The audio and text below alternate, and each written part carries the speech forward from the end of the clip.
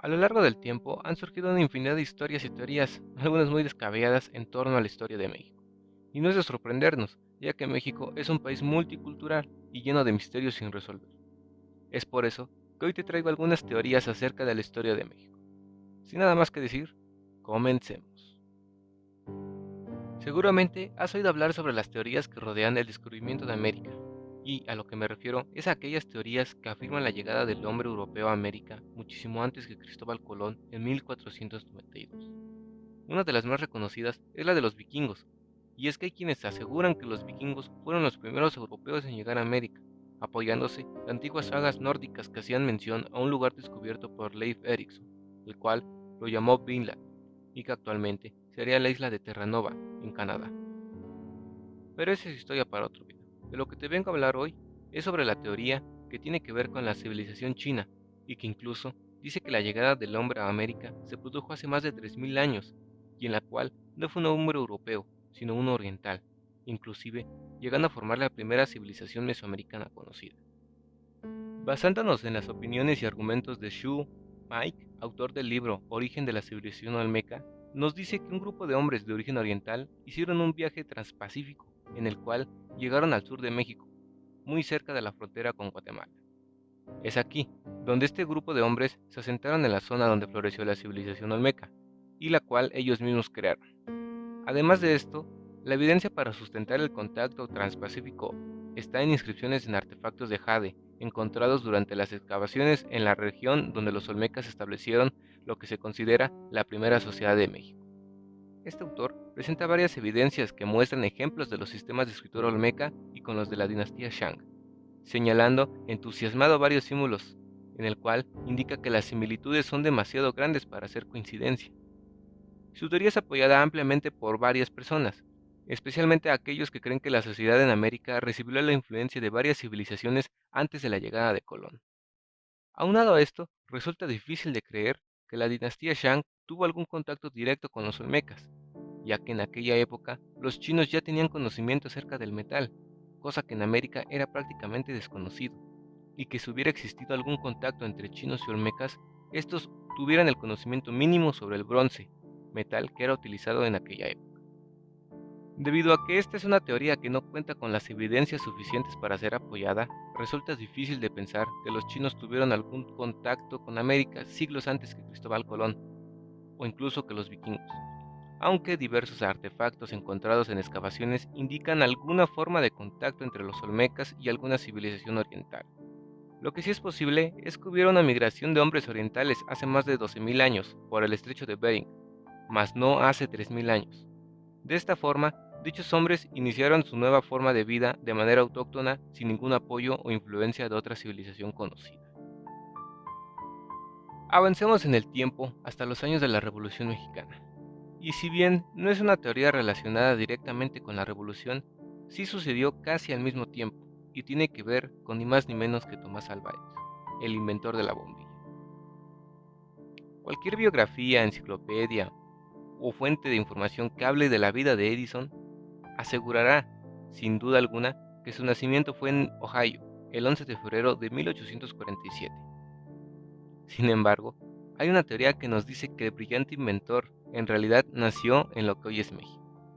Según esa teoría, nos dice que nació en un pueblo de Zacatecas llamado Sombrerete, el 18 de febrero de 1847, y que era hijo de Samuel Alba Iztlizochitl, un ingeniero de minas oriundo de Pachuca, que llegó a este poblado a buscar empleo. Lo cierto es que en este lugar no existe ningún acta en el registro civil que compruebe esta suposición, pues en aquella época no era muy común registrar a los niños. Lo habitual era bautizarlos en la Iglesia Católica. Sin embargo, estos registros ya no existen. Hacia 1911, los revolucionarios pasaron por Sombrerete y quemaron todos los archivos del municipio. El mito de que Thomas Alva Edison era mexicano se puede sustentar con algunas cartas que se encuentran en el Archivo General de la Nación, donde el inventor le contaba a su familia lo que iba innovando, y es que se cree que Edison se fue a vivir a Estados Unidos antes de cumplir los 20 años, y como fue en aquella nación donde estuvo el mayor tiempo de su vida y donde logró muchas cosas, él mismo negó su origen y se dijo estadounidense. O al menos así lo narra un libro escrito por el fray Ángel de los Dolores, en 1909. Lo que resulta interesante son las historias que el pueblo cuenta alrededor del tema. Por un lado, los maestros de la escuela donde se dice estudió Edison le cuentan a sus alumnos cuál era el salón donde el creador tomaba clases. También que en esa época solo era conocido como Tomás Alva. De igual manera, se mantiene todavía incólume la casa donde vivía con su familia. Se encuentra en la calle Hidalgo en la número 19 y tiene una placa con una leyenda que dice: en esta casa nació Tomás Alva Edison, el 18 de febrero de 1848. La realidad es que, sin una documentación oficial, esta creencia tan solo se torna como una leyenda, una hipótesis que de boca a boca se ha propagado a lo largo de las décadas. Ya para finalizar, pasamos con una teoría bastante trágica, que involucra el famoso accidente de Chernóbil de 1986, y a la también famosa leche liconza, originaria de México.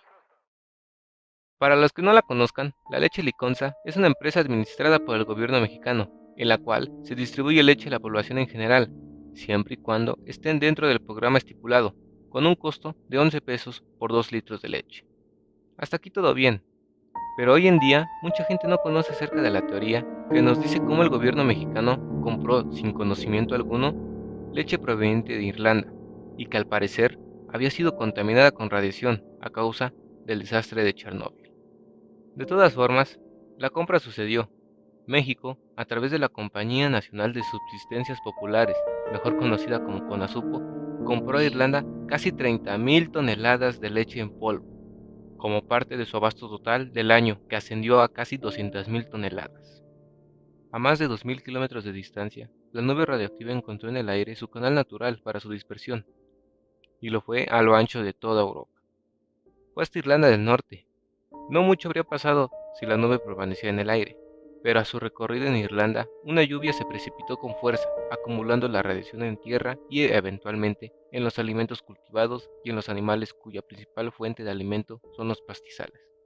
No fue la CONASUPO, sino una de sus empresas filiales la que encontró lo que parecía ser una muestra contaminada con cesio-37, isótopo que se usan en medicina e investigación nuclear, mas nunca en la industria alimenticia. En la Comisión Nacional de Seguridad Nuclear y Salvaguardias, mejor conocida por sus siglas CONACENUSA, volvieron a sonar las alertas. Apenas 3 años antes habían tenido que recorrer a pie Chihuahua y hacer una búsqueda a nivel nacional en busca de varillas infectadas con un isótopo radioactivo, el cual era cobalto 60. Es posible que la explosión en el reactor de Chernóbil en abril de 1986 les pusiera sobre aviso, pero es improbable que se hubieran anticipado a esa llamada de la CONASUP. Cuando esta misma institución les contactó, en realidad se trató de un mero trámite. El Instituto Nacional de Investigaciones Nucleares ya le había confirmado a la CONASUPO lo que la empresa filial les había dicho: su leche en polvo era un riesgo para la salud de quien se acercara a ella, ya no decir de quien la consumiera. Cuando los hombres de traje y los científicos de bata se reunieron en Europa para catalogar los límites máximos permisibles de exposición a isótopos, decidieron que el del cesio 137 sería de 370 becquereles, medida que sirve para estimar la desintegración de un radionúcleo por segundo. El consenso fue el de permitir alimentos de hasta 370 becquereles durante el año posterior al accidente de Chernóbil. Pero la leche en polvo enviada por la CONASUPO a la empresa filial había alcanzado la cantidad de 2.700 becquereles. México en aquellos años no tenía ni el conocimiento sobre el límite de cesio 137 considerado no letal para los humanos, ni siquiera existía una norma que regulara o administrara los alimentos para detectar dicho contaminante. Sin embargo, el gobierno mexicano tuvo la necesidad de administrar más de 11.000 toneladas de leche en polvo proveniente de Europa, las cuales eran potencialmente peligrosas para cualquier ser vivo. Tuvieron que pasar casi 2 años para que el gobierno mexicano devolviera todas las toneladas de leche en polvo contaminadas a Irlanda. Sin embargo, y debido a que la noticia llegó a prácticamente todo el país, se llevó a cabo una investigación para encontrar a los responsables y saber quién fue el culpable de autorizar aquella compra en 1986. La investigación estuvo a cargo de diferentes instituciones mexicanas, entre ellas el Instituto Politécnico Nacional y la Universidad Nacional Autónoma de México, quienes estuvieron a cargo del análisis de varias muestras, y no fue hasta 1999 cuando se terminó la investigación, que como resultados arrojó la negligencia de Liconza por la compra de más de 30.000 toneladas de leche en polvo contaminadas provenientes de Irlanda, y y que más de un tercio de la leche había sido comercializada en los meses posteriores a la compra de 1986. Sin embargo, ninguna persona fue procesada durante el caso. La versión oficial de la Secretaría de Salud es que no hubo afectaciones a la población en México luego del accidente, aunque reconoce que no hubo un modelo epidemiológico para detectar y llevar un seguimiento de los casos. Lo cierto es que diversas investigaciones e incluso diversos periodistas afirman que hubo un aumento de más de 300% del cáncer infantil entre los años de 1987 y 1997, aunque nunca se ha comprobado a ciencia cierta si todos fueron ocasionados por la leche contaminada de 1986. Y bueno amigos, esto ha sido todo por el video de hoy. Ya saben que si les gustó no olviden regalarme un like y si quieren apoyarme los invito a suscribirse al canal. Yo soy Alejandro, muchas gracias por ver. Bye bye.